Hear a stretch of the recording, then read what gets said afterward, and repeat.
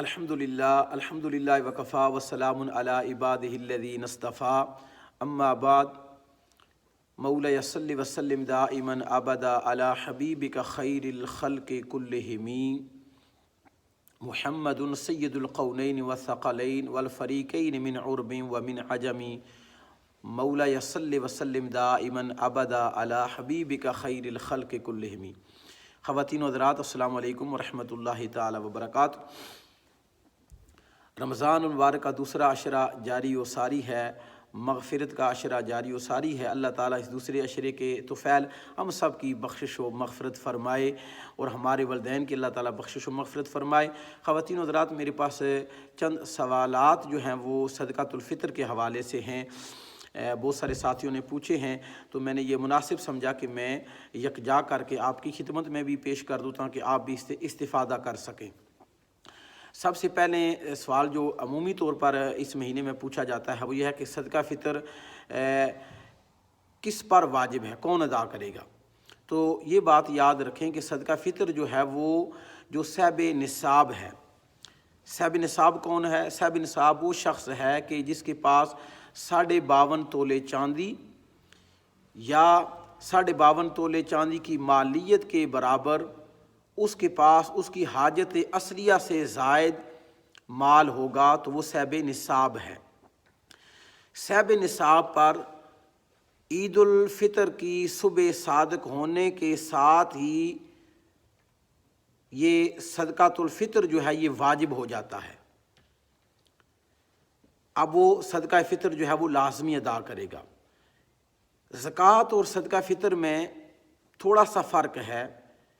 एक फ़र्क ये है कि जिस शख्स ने ज़कात अदा करनी होती है उसके लिए ज़रूरी है कि पूरा साल उसके माल पर गुज़रा हुआ हो, लेकिन सदका फ़ितर के लिए ये ज़रूरी नहीं है।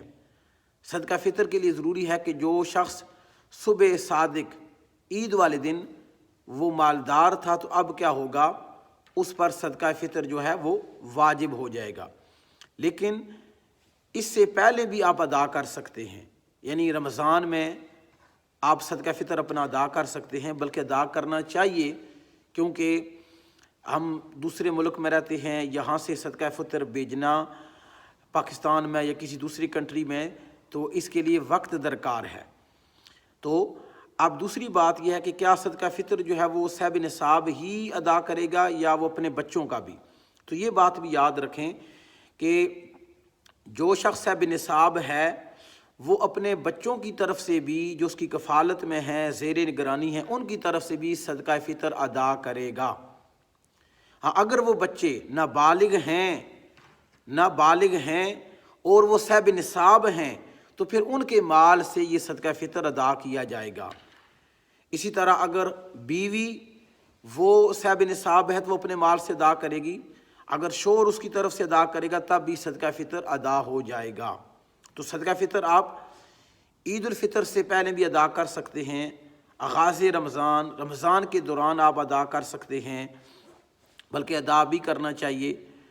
और अब फिर दूसरा मसला आ जाता है कि सदका फ़ितर जो है वो उसकी एग्जैक्ट अमाउंट कितनी है, क्योंकि मुख्तलिफ़ कैलेंडर पर मुख्तलिफ़ अमाउंट लिखी हुई है। तो ये बात याद रखें कि जो शरीयत ने सदका फ़ितर जो है वो मुख्तस किया है वो गंदम जो है उसका निस्फ़ सा है, गंदम का निस्फ़ सा, जऊ का 1 सा, किशमिश का 1 सा और खजूरों का 1 सा मुकर्रर किया है। अब हमारे बरतानिया में ये जो रेट चलता है 3 पाउंड या 4 पाउंड या 5 पाउंड, ये गंदम का है, तो कम से कम जो है वो 3 पाउंड है। तो आप किसी ने 4 पाउंड लिखा है, 5 पाउंड लिखा है, तो आप कोशिश करें कि अपनी मस्जिद के मुताबिक, जो आपकी मस्जिद के कैलेंडर पर लिखा हुआ है उसके मुताबिक आप अदा करें। अगर ज़्यादा अदा करेंगे तो इसमें ज़्यादा फ़ायदा है। और रमज़ान मुबारक का महीना है, इसमें वैसे भी एक नेकी का अजर जो है वो 70 गुना बढ़ा दिया जाता है, बल्कि 700 गुना भी बढ़ा दिया जाता है। तो लिहाजा कोशिश करें कि कोई ज़रूरी नहीं वही मिन्नो अन वही अमाउंट अदा की जाए, बल्कि मैं जो मुखय्यर हज़रात हैं उनसे मैं ये गुजारिश करूँगा कि आप सदका फ़ितर जो है वो जऊ के रेट जो है उसके मुताबिक अदा करें, کشمش کے مطابق جو کا ریٹ جو ہے وہ میرے پاس موجود ہے، یہ 8 پاؤنڈ پر پرسن ہے، گندم کا 5 پاؤنڈ پر پرسن، جو کا 8 پاؤنڈ پر پرسن، کشمش کا 18 پاؤنڈ 18 پاؤنڈ پر پرسن، اور کھجور کا جو ہے وہ 20 پاؤنڈ پر پرسن ہے۔ تو آپ کوشش کریں کہ اگر آپ کو اللہ تعالیٰ نے دیا ہے تو پوری دنیا میں اس وقت لاک ڈاؤن کی ایک کیفیت ہے، لوگ مجبور ہیں، گھروں میں بند ہیں، انہیں اس وقت ہماری زیادہ ضرورت ہے، تو یہاں کے لوگوں کے لیے 20 پاؤنڈ یا 25 پاؤنڈ جو ہے یہ کچھ بھی نہیں ہے۔ تو کوشش کریں کہ آپ جو میں نے آپ کو ریٹ بتائے ہیں کہ گندم کا، جو کا، کشمش کا اور کھجور کا، تو آپ ان کے مطابق ادا کریں۔ اب پھر دوسرا سوال یہ ہوتا ہے کہ یہ کس کو ہم صدقہ فطر دیں؟ تو صدقہ فطر جو ہے اسی کو دینا ہے کہ جس کو ہم زکوٰۃ دیتے ہیں، یعنی کہ جو زکوٰۃ کا حقدار ہے اس کو ہم نے صدقہ فطر دینا ہے۔ تو بالکل اس کا وہی طریقہ کار ہے کہ آپ نے کیا کرنا ہے کہ آپ نے رشتہ داروں میں سب سے پہلے دیکھنا ہے کہ کیا کوئی غریب ہے، وہ ظاہری طور پر ہمیں غریب لگ رہا ہے، موجودہ حالات میں زیادہ لوگوں کے حالات خراب ہیں لاک ڈاؤن کی وجہ سے، تو اپنے رشتہ داروں میں دیکھیں، پھر پڑوسیوں میں دیکھیں، پھر محلے داروں میں دیکھیں، پھر اپنے شہر میں دیکھیں۔ تو اس طرح آپ جو ہے وہ کوشش کریں کہ جو آپ کے قریب ترین لوگ ہیں ان میں سے غریب کون ہے، مسکین کون ہے، یتیم کون ہے، بیوہ کون ہے، اور بعض جو وہ سفید پوش لوگ ہوتے ہیں جو اپنے آپ کو ظاہر نہیں کرتے ہیں، تو ان کی صدقۃ الفطر کے پیسوں سے، زکوٰۃ کے پیسوں سے ان کی مدد کریں تاکہ ان کے دلوں سے ہمارے لیے دعائیں نکلیں، مسلمانوں کے لیے دعائیں نکلیں۔ اور مسلمان جو ہے انما المؤمنون اخوہ، مسلمان ایک دوسرے مسلمان کا بھائی ہے، وہ اس کے درد کو محسوس کرتا ہے۔ اگر مسلمان کے ایک جسم میں درد ہوتا ہے تو پورا جسم جس طرح اس کو ریلائز کرتا ہے، اسی طرح اگر کسی جگہ پر بھی کوئی مسلمان پریشانی کے عالم میں ہے تو ہمیں ان کا احساس کرنا چاہیے۔ تو ہمیں صدقہ فطر جو ہے وہ کوشش کریں کہ عید سے پہلے آپ جو ہے وہ ان لوگوں تک ادا کریں۔ اب صدقہ فطر کی جو حکمتیں ہیں یہ کیا ہیں؟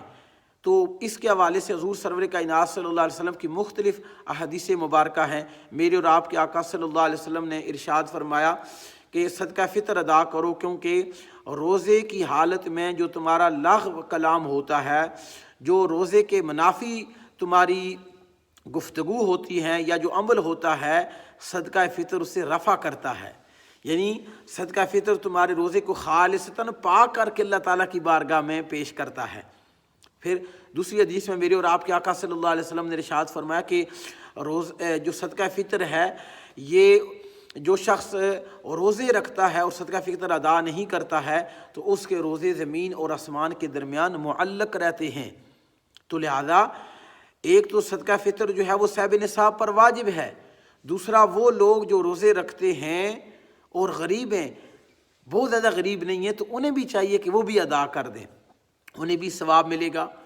اور تیسرے وہ لوگ جو روزے نہیں رکھ رہے ہیں تو ان پر اگر وہ صاحب نصاب ہیں تو ان پر بھی صدقہ فطر واجب ہوگا، یہ بات بھی یاد رکھ لیں۔ یعنی اگر کوئی شخص کسی عذر کی بنا پر روزے نہیں رکھ رہا ہے یا جان بوجھ کر روزے نہیں رکھ رہا ہے اور وہ صاحب نصاب ہے تو صدقہ فطر اس پر بھی واجب ہوگا، وہ بھی صدقہ فطر ادا کرے گا۔ تو لہٰذا جتنے بھی ہمارے سننے والے ہیں ان سے میری ایک تو گزارش یہ ہے کہ آپ ایز سون ایز پاسبل اپنا صدقہ فطر ادا کریں، اور تاکہ یہ روزے جو ہے وہ ہمارے پاک صاف ہو کر رب کی بارگاہ میں، جو ہم دن میں باتیں کرتے ہیں، جھوٹ بول دیتے ہیں، غیبت کرتے ہیں یا اور لغویات جو روزے کے منافی عمل ہوتے ہیں، یہ پھر کیا ہوتا ہے کہ صدقہ فطر ان سارے چیزوں کو دور کرتا ہے اور ہمارا روزہ جو ہے وہ پاک صاف ہو کر رب کی بارگاہ میں پیش کیا جاتا ہے۔ اس کے علاوہ جو ہے وہ میری آپ سے آخری جو اپیل ہے، جو گزارش ہے، وہ یہ ہے کہ ہر سال کی طرح اس سال بھی مسجد خضرہ کی جو انتظامیہ ہے وہ صدقۃ الفطر اور زکوٰۃ کے جو پیسے ہیں ان کو وہ اکٹھے کر رہے ہیں۔ ٹھیک ہے جی، تو آپ ان سے رابطہ فرمائیں، انشاءاللہ سکرین پر آپ کو نمبر بھی ہمارے بینک کا دیا جائے گا، آپ بینک میں اپنے صدقۃ الفطر کے پیسے ڈال سکتے ہیں، زکوٰۃ کے پیسے ڈال سکتے ہیں، اور یہ آپ کی امانت ہماری انتظامیہ کے پاس ہوگی، اور ہماری انتظامیہ انشاءاللہ منو ان لوگوں تک آپ کی امانت پہنچائے گی جو اس کے صحیح حقدار ہیں، جو صحیح حقدار ہیں۔ پہلے بھی جیسے ہماری انتظامیہ پہنچاتی رہی ہے، انشاءاللہ اس سال بھی گزشتہ سالوں کی طرح آپ کی امانت آپ ان لوگوں تک پہنچائی جائے گی جو اس کے صحیح حقدار ہیں۔ تو مسجد کا جو اکاؤنٹ ہوگا مسجد خضرہ گلاسکو کا، آپ وہاں پر اس اماؤنٹ کو جو صدقہ فطر اگر آپ نے ادا نہیں کیا ہے تو ضرور ادا کریں، تاکہ یہ ہمارے روزوں کا ایک کفارہ جو ہے وہ بھی ایز سون ایز پاسیبل جلد سے جلد ادا ہو سکے، اور اللہ تعالیٰ اپنے کرم سے ہم پر مزید رحمتوں کا بارشوں کا نزول فرمائے۔ مجھے امید ہے کہ صدقۃ الفطر کے حوالے سے جو ہمارے ذہنوں میں سوال ہیں وہ ضرور ان کے جوابات آپ تک پہنچ گئے ہوں گے۔ اللہ تعالیٰ ہم سب کا حامی و ناصر ہو، اللہ تعالیٰ ہم سب کی جملہ کاوش کو اپنی بارگاہ میں قبول فرمائے۔ اللہ تعالیٰ اس رمضان کے مہینے میں ہمیں اپنی رحمتوں سے مالا مال فرمائے۔ تھینک یو، جزاک اللہ، وآخر دعوانا الحمد للہ رب العالمین۔